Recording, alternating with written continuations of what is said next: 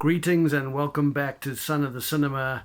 I love comedies. I love comedies. And there's so many different styles of comedies and different ways of humor. And people's senses of humor are so different. But I think most people can agree on the film that I'm going to be reviewing if they've seen it. It's one of the greatest comedies ever made. I think it's even on the top three of all time, or whatever the list is. I'm referring to Stanley Kubrick's masterpiece, black comedy, Dr Strangelove, or How I Learned to Stop Worrying and Love the Bomb. That's the full title. This is an absolute work of genius. You know, Kubrick was a genius, and I'm going to be reviewing quite a few of his films, of course. I mean, he only made 13 in his long career, but each one of them was a masterpiece. And this is one of the greatest. You know, Kubrick was obsessed with the whole Cold War scenario, and it was a very erudite man, and he had learnt, I think he read something insane, like 50 books on the subject. And of course, I mean, Dr. Strangelove was made during the height of the Cold War. And of course, after the Cuban Missile Crisis as well, you know, there was a massive amount of paranoia around, and justifiably so. And so Kubrick, after Lolita, put his energies towards making this movie.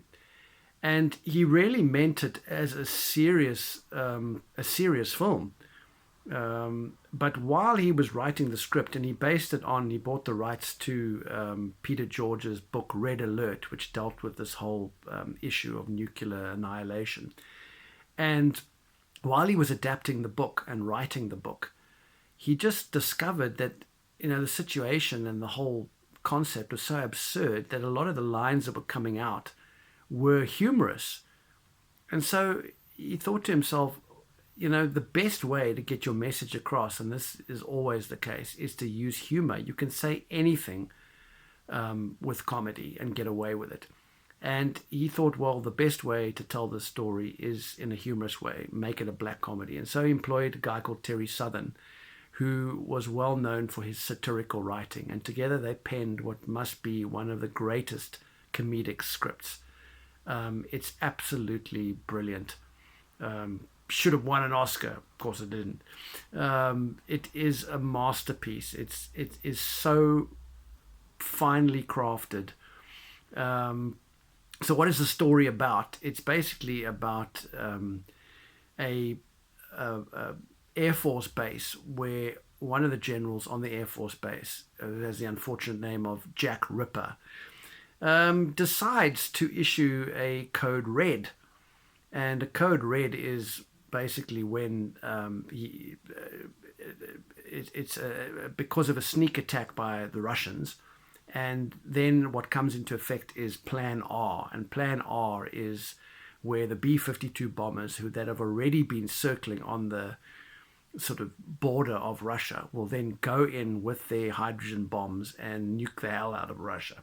So this is Plan R. And of course the planes can't be recalled, because obviously the enemy might try and impersonate the Americans and recall the bombers. So the bombers are instructed specifically not to respond to any. So radio silence comes into play, and they cannot be recalled unless they get the recall code. So Jack Ripper, General Ripper, issues this red alert, and of course the whole base goes into shutdown. And Lionel Mandrake, who is this British officer, he thinks this is just a drill, and he goes to visit General Ripper, and of course discovers this is not the case. But then he is locked in with General Ripper, and the base comes under attack, because obviously then the government is informed, and the president never issued the red alert. So of course he brings together all these generals in the war room, and chief among them is Buck Turgidson, brilliantly played by George C. Scott. And General Turgidson is like, oh well, it doesn't matter, look, it's not like we're not going to get our hair singed, but it'll only be 10, 20 million people tops killed. Not a huge amount of people. It's fine. Sound familiar? So General Turgidson is kind of, probably secretly wishing that, Plan R is finally, we're now in a shooting war with the Russians, finally, because he's kind of just about as gung-ho as Ripper is. And he's really kind of like a buffoonish character. I'm going to talk about his performance a little bit later. So President Merklyn Muffley is astounded and shocked by this whole thing, and he brings in the Russian premier into the war room to try and bring to an end this crisis and explain to the Russians that they were not responsible. This is a rogue general who's gone a little crazy. And this is one of the most pivotal and hilarious scenes in the entire film, where Merklyn Muffley, the president of the United States, gets Premier Kissoff on the line and tries to explain to him, if he can turn down the music because the premier is drunk, try to explain to him that this is not, the Americans didn't do this, and let's resolve this. And the whole telephone conversation was improvised. Now, Kubrick went on record as saying Peter Sellers was the only actor that he worked with who could properly improvise. And this is no more apparent in this scene, where Sellers basically improvises an entire 5-minute phone call with the premier. And obviously the premier is not even on the end of the line. He's just improvising the entire conversation. And it is hilarious. I mean, he's sort of this meek, mild-mannered president who sort of goes, well, one of our generals went and did a silly thing. He went a little funny in the head. And it carries on with this most absurd conversation where he says, I'm sorry. Well, don't say that you're sorrier than I. I'm just as sorry as you are. And it just kind of highlights the absurdity of politics and the games that people play and the absolutely ludicrous conversations that politicians have. And it is just a moment of brilliance. I mean, for this telephone conversation alone, Peter Sellers should have won the Oscar. He was nominated in 1964 as Best Actor and really should have won. And as much as I love Rex Harrison, who won Best Actor for My Fair Lady, it doesn't compare to Peter Sellers' tour de force in this movie. I mean, Sellers plays 3 different roles in this film. He plays Merklyn Muffley, the President of the United States. He plays Lionel Mandrake, the British Air Force commander who's locked in with the mad General Ripper. And he plays the mysterious Dr. Strangelove. And he's absolutely brilliant and totally unrecognizable in all 3 roles. It's a phenomenal performance. Honestly, one of the greatest Oscar travesties that he never won. An extraordinary performance. He has some of the funniest lines. There's a great line where, of course, the Premier Kissoff, the Russian premier, has been, or should I say, the Russian aide has been invited into the war room so that they can kind of let him see the big board. And Turgidson is like, you can't let him in here. And they let him in, and the next thing is a scuffle, and Buck Turgidson has got the Russian premier in a headlock, and the American president says, gentlemen, you can't fight in here. This is the war room. One of the most immortal lines in filmdom. So, and things come to a head. And the extraordinary thing about this film is that it's really only 3 locations. It's the war room, General Ripper's office, where he's locked in with Lionel Mandrake, and the interior of the plane going to bomb. And the plane is now is run by Major Kong, played by Slim Pickens. And interestingly enough, Peter Sellers was also supposed to play this role, and he did play it, except he fell out of the plane during shooting and broke his leg. And so they had to replace him, or that role, and they got Slim Pickens, an actual cowboy. And it's an inspired choice. He is hilarious with his southern drawl. 8 prophylactics. He's reading out the list of all the things of the survival kit, Pella could have a pretty good time in Vegas with this. And interestingly enough, he doesn't, in the film, he doesn't say Vegas. He actually says a fella could have a pretty good time in Dallas with this.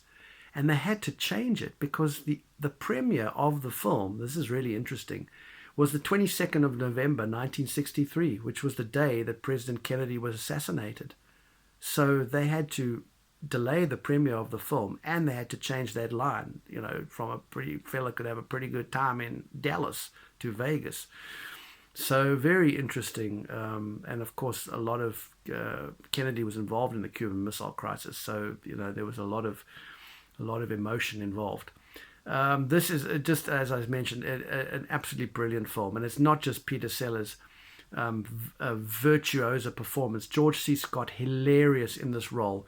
He manages to be totally over the top and yet completely believable because he believes the character.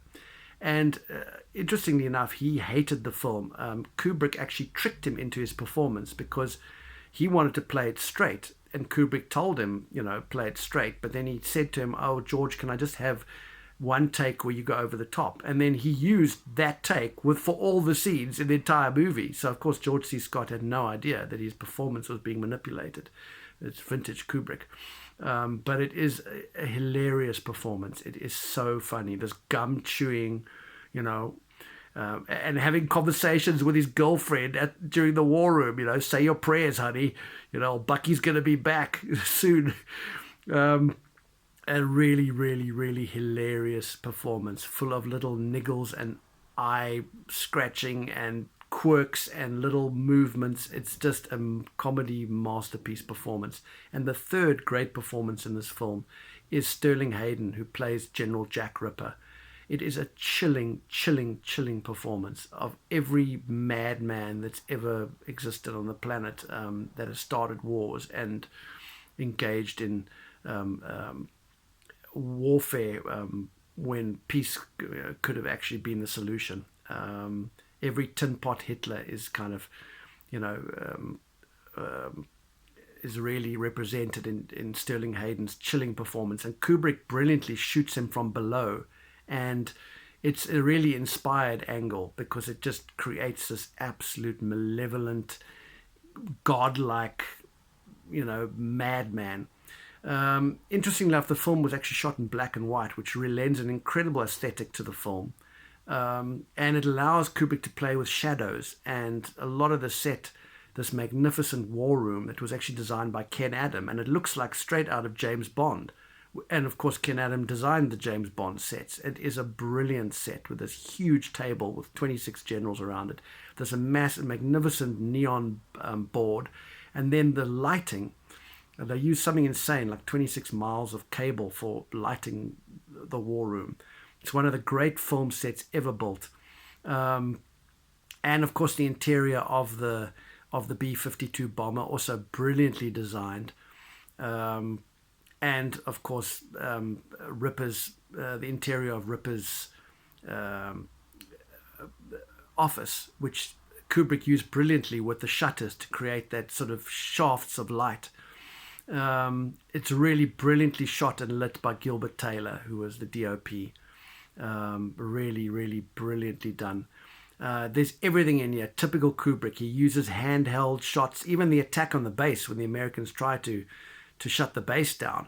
It's using a handheld camera, so it looks straight out of newsreel from World War II. And Kubrick actually took a handheld camera together with Gilbert Taylor, and they both shot it dressed in army uniforms. So it was like exactly what they did in World War II, with cameramen in combat gear filming the war and the fight. So it's got that newsreel feel, handheld, typical Kubrick, cutting edge, way before it was ever done.